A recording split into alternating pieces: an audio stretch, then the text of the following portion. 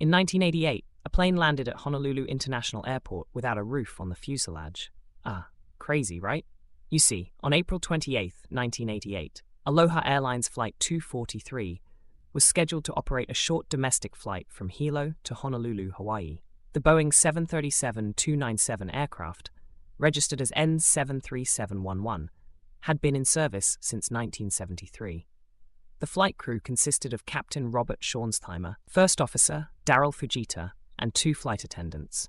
The flight was carrying 95 people on board, including passengers and crew. The morning of April 28th was calm, with clear skies and good weather conditions. Flight 243's scheduled departure from Hilo Airport was on time.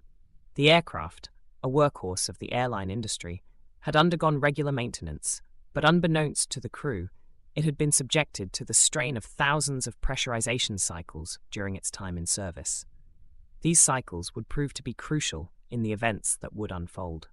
The flight took off smoothly at 1:25 p.m., climbing to its cruising altitude of 24,000 feet as it made its way over the Hawaiian Islands. As the aircraft flew southward, passengers were enjoying the scenic views of the islands below, and the crew was carrying out their normal duties.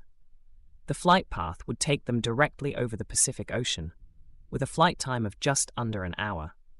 For the passengers, this was a routine domestic flight, and there was no reason to anticipate that the day would end in disaster. However, at approximately 1:46 p.m., things took a dramatic and unexpected turn.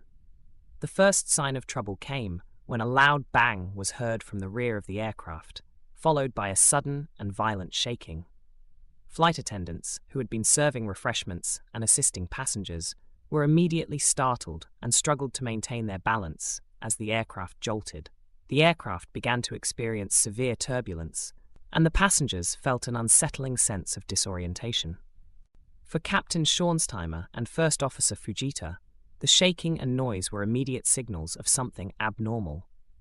They quickly realized that they had lost pressurization in the cabin, as the rapid decompression was evident from the sudden change in the noise level and the feeling of altitude loss. The aircraft began to descend, but what they did not yet understand was that a massive portion of the fuselage, including a large section of the roof, had been torn away. The air pressure inside the cabin had caused the fuselage to fail structurally, a result of years of wear and tear, exacerbated by the airplane's regular pressurization cycles. At 1:47 p.m., the crew initiated emergency protocols, instructing the flight attendants to secure the cabin and prepare